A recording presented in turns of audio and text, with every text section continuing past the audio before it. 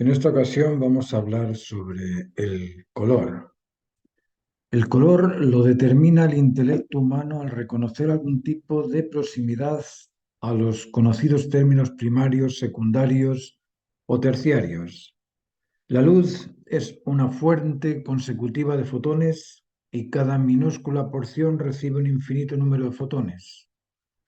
Se cree que el fotón puede alternar su valencia. Consecuentemente, el dinamismo de la oscilación de efectos reflejados, luz y color es continuo. Luego, el color lo percibe la retina y lo determina el intelecto. El fotón es una partícula que no tiene masa. No tener masa puede transformarse. Ese tipo de dinamismo surge frente a las cosas donde la luz incide y lo determina en base al predominio de una mayoría de colores reflejados. El intelecto percibe una mayoría de partículas con tendencia cálida y determina que el color es cálido, fría y determina que el color es frío, neutro y determina que el color es neutro, pero lo que percibe es una mera sensación, no percibe el color. La percepción del color es sensitivo-sensorial, es decir, viene a través de los sentidos a nuestro aparato sensitivo, a nuestra capacidad emocional. El sensor, la retina, percibe un impulso visual y lo transmite al intelecto que motiva un estímulo intelectual. Lo evalúa con su inteligencia y determina al reconocerlo si es rojo, azul, o si es claro o oscuro, o si es saturado o no saturado, si es gris, etcétera, etcétera, etcétera. Que lo determina es nuestra conciencia mediante el uso del intelecto. Pero hay estímulos intermedios que son difíciles de reconocer cuando no se dispone del color aprendido previamente. El intelecto asocia con los recursos a priori recursos almacenados en la memoria. Sin estos recursos no puede reconocer. ¿Por qué nos cuesta reconocer los colores grises claros? Porque generalmente no los compartimos. En ocasiones no analizamos lo observado y no llegamos a comprenderlo, porque, por ejemplo, podrías sentirte seguro en un estado en el que las leyes se afirman un día y se anulan al día siguiente. No, no podrías estar seguro en ese estado. O en un estado donde a los culpables se les perdone su culpa y queden libres de restricción alguna, tampoco. Si eres católico, eso es lo que nos dice el catolicismo.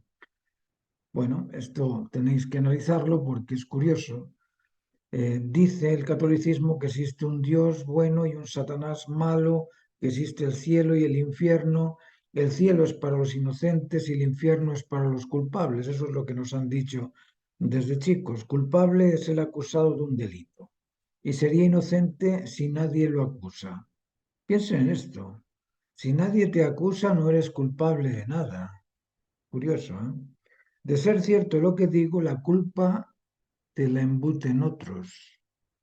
El delincuente es culpable ante la ley que crearon otros, los legisladores. Piensen en eso. Con el tema de los colores nos pasa algo parecido. Nos dijeron que existe el rojo, el azul, el amarillo, pero no nos explicaron cómo o por qué se establecen esos colores. Aquí tenemos en este pantón diversos colores que, claro, uno los puede reconocer fácilmente en el caso de los satinados o de los saturados, pero en el caso de los pocos saturados, aquellos que contienen mucho blanco, son más difíciles de averiguar, más difíciles de reconocer. En este caso, por ejemplo, ¿qué podríamos decir? Que este es un rosáceo, que es un azul, que es un morado, que es un violeta. Cuesta. El color en la superficie no es una constante continua, todo lo contrario, es continuamente variable. Es decir, aquí la luz incide sobre el objeto, pero esa luz, al ser dinámica, al ser móvil, va cambiando también los colores que uno percibe. Si existen leyes naturales, debe existir leyes de percepción visual. ¿Todo ojo ve lo mismo? En absoluto. Ninguno ve lo mismo. Nosotros solo vemos lo que está iluminado, la luz no se ve y sin luz no se ve nada. Fijaos qué curioso esto. Vemos lo que no está iluminado, la luz no se ve y sin luz no se ve nada. Algo contiene la luz que nos permite ver, ¿no es cierto? En la luz existen iluminación y oscuridad, carencia en algún grado de luz y exceso también de luz o el brillo, lo que llamamos brillo.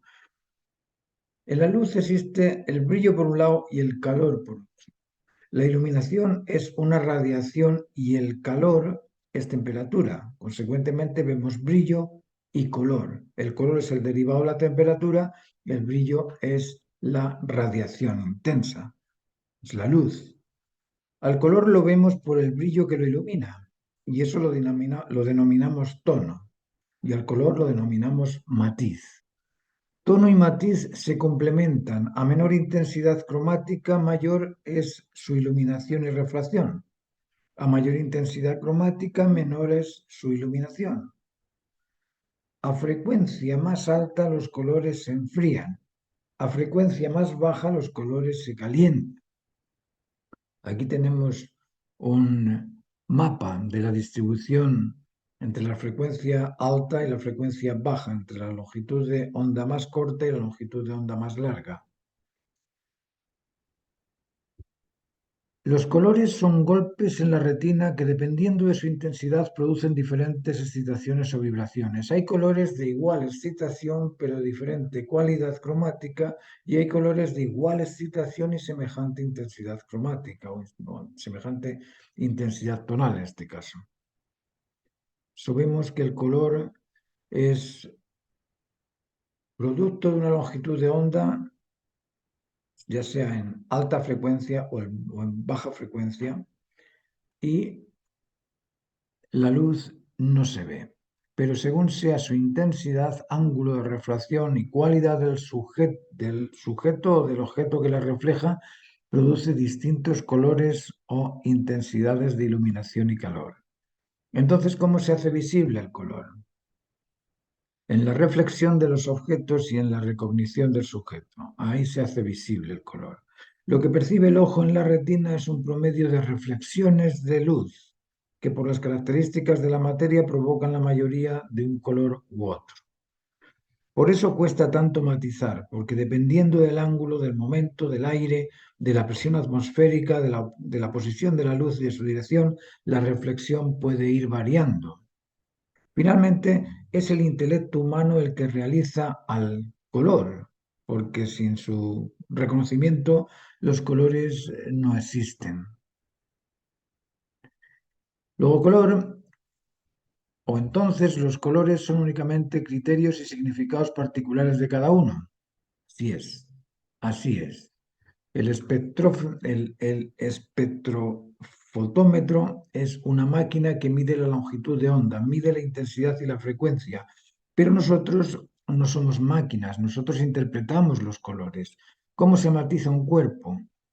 En primer lugar, se debe disponer de los recursos recognitivos. Debemos reconocer las diferencias mínimas entre colores y, en segundo lugar, debemos aprender a mentir. Y sí, a mentir, porque lo que vemos es algo móvil y nosotros estamos transformando en algo estático. Mentiremos cuando no se reconocen los colores que vemos, pero sí se reconocen los tonos. Podemos ajustar un color adecuado al tono y nos va a salir bien. Lo importante es que reconozcamos los tonos. El tono es el grado de claroscuro. Entonces, con el grado de claroscuro yo puedo ajustar ahí cualquier color y construir el volumen.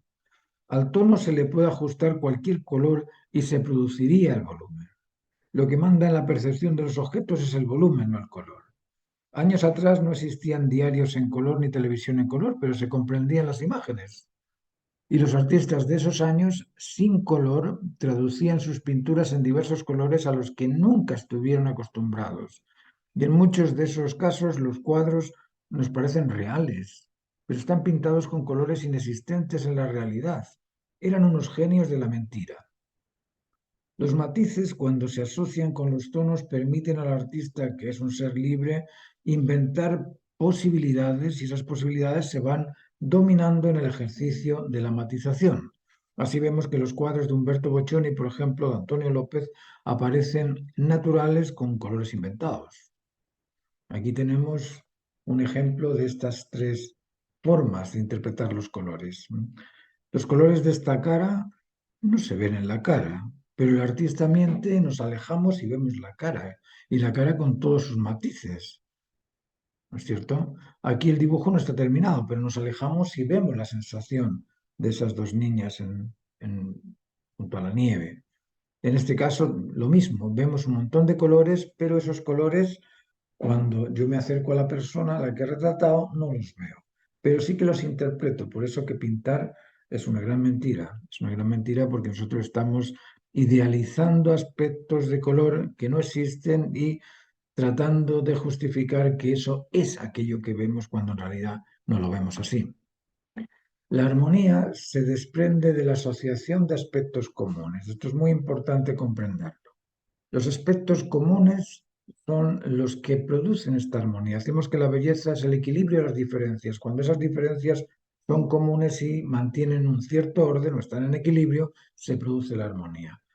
Bueno, espero que con esto os haya sido de interés esta charla y como sabéis yo doy clases de dibujo y pintura, los procedimientos técnicos, podéis asistir a estas clases que son online y son particulares, en horarios flexibles. Vosotros indicáis en qué momento tenéis tiempo y durante 45 minutos hacemos las clases 2 veces por semana. Así es que os invito a participar y os agradezco vuestra atención. Muchas gracias y hasta la próxima.